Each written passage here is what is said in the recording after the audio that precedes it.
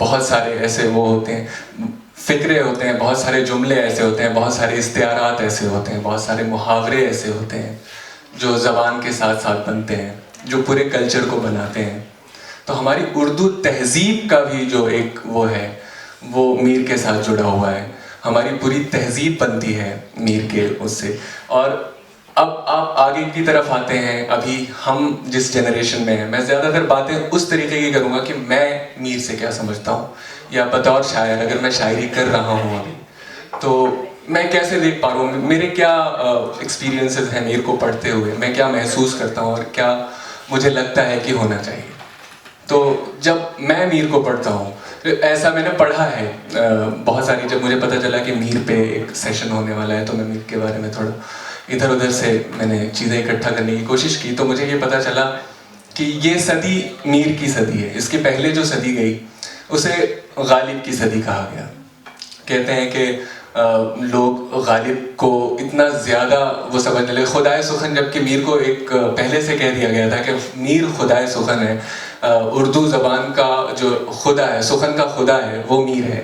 لیکن اس کے بعد غالب نے اپنی جگہ بنائی, مشکل پسندی آئی, لوگ کہنے لگے کہ مشکل پسندی کی طرف اردو ادب گیا. اور لیکن اب یہ کہنے لگے کہ جب 21ویں صدی آئی تو لوگ کہنے لگے کہ یہ میر کی صدی ہے. کیوں میر کی صدی ہے؟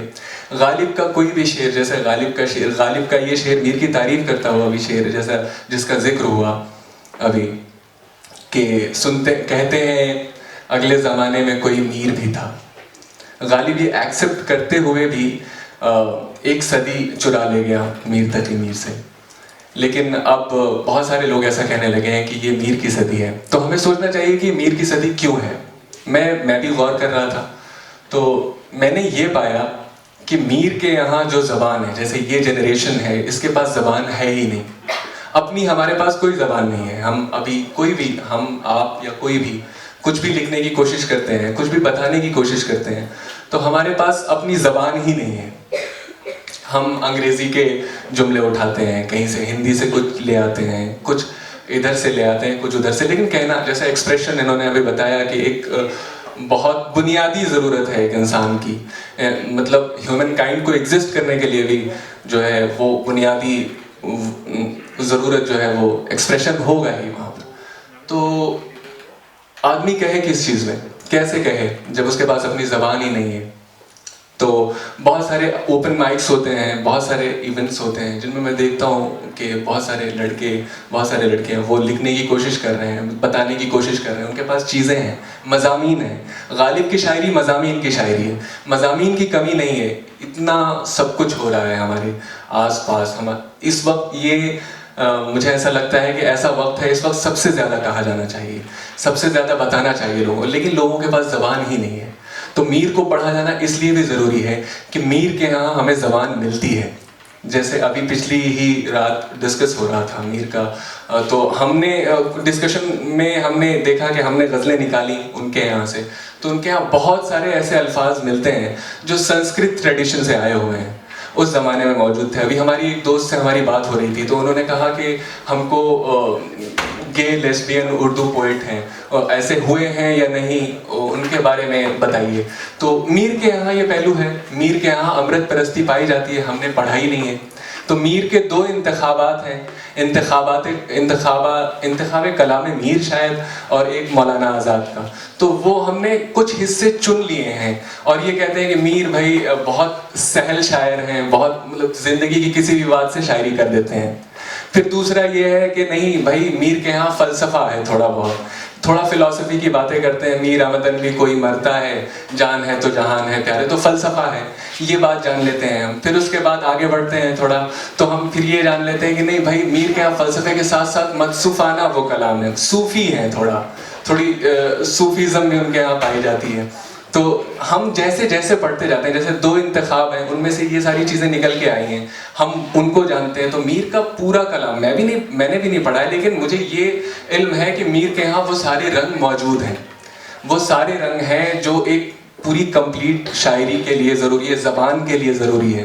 تو میری شکایتیں یہی ہیں کہ ہم پڑھتے نہیں ہیں اور ایک کنکلوژن نکال لیتے ہیں. کسی جیسے عاقب نے کہا کہ ہم شخصیت پہ زیادہ زور دیتے ہیں, شاعری پہ نہیں دیتے کہ میر کب پیدا ہوئے کب مر گئے، اس سے کوئی فرق تو نہیں پڑتا، کیونکہ محبت ایک ایسا سبجیکٹ ہے جو تا زندگی زندہ رہے گا. صرف محبت ہی نہیں، بہت ساری چیزیں ہیں. تو ایکسپریشن کی جو نیڈ ہے وہ برقرار رہنی چاہیے، اور ہم کس چیز کو کس طریقے سے ایکسپریس کرتے ہیں وہ دیکھا جانا چاہیے. اور ہمیں یہ دیکھنا چاہیے کہ ہماری زبان جو بنتی ہوئی آئی ہے، ایک تہذیب کا مسلسل اس کے ساتھ ساتھ زبان کا بننا، تو اس بات کی طرف اشارہ کرتا ہے کہ زبان کتنی ضروری ہے ہمارے لیے. ہم نے زبان کھو دی ہے، ہمارے پاس اپنی کوئی زبان نہیں ہے. ہمارے ساتھ مشکل یہی ہے کہ ہمارے پاس کوئی زبان نہیں ہے. ہم انگریزی استعمال کر لیتے ہیں بیچ میں، کہیں ہم ادھر سے چلے جاتے ہیں ادھر سے. میر اس وقت ہے جب یہ ہمارے ہاں ہندی اور اردو کا ڈویژن اتنا نہیں تھا،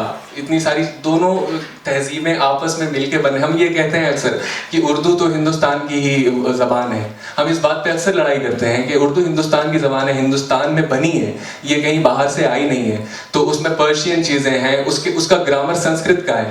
لوگوں کو سمجھاتے ہوئے ہم مر جاتے ہیں. تو ہم میر کو پڑھیں تو ہم وہاں سے جب بنی ہے وہ ساری چیزیں ہم سامنے لے کے آئیں گے تو یہ ڈیبیٹ بھی ختم ہو جائے گا اور ہمیں ایک فل فلیج زبان مل جائے گی. ہم اسکرپٹ پہ نہیں لڑیں گے کہ نہیں بھائی چلیے ٹھیک ہے کہ ہم اردو میں بھی دیوناگری میں بھی لکھ لیتے ہیں اور ہم نستعلیق میں بھی لکھ لیتے ہیں. تو یہ سارے ڈیبیٹس، تو ان ساری چیزوں کا حل بھی مجھے لگتا ہے کہ میر تقی میر کے یہاں. اس کے ساتھ ساتھ جو شاعر ہیں وہ اس پر ذکر انہوں نے کر دیا، میرا خیال ہے آگے ابھینندن بھائی بھی کریں گے. شاعر کے ساتھ ساتھ میر کو پوری طریقے سے ہمیں پڑھنا بھی چاہیے اور ان کے یہاں سے زبان بھی لینی چاہیے، زبان سیکھنی چاہیے اور اس زبان کو ہمیں اختیار کرنا چاہیے. یہ وہ وقت ہے جب ہمیں زبان اختیار کرنے کی ضرورت ہے، مجھے ایسا محسوس ہوتا ہے. اور آگے میر کے بارے میں میرا خیال ہے ابھینندن بھائی بھی بتائیں گے کچھ، کی وہ شاعری کے حوالے سے جو باتیں ہیں وہ ضرور بتائیں گے. بہت شکریہ.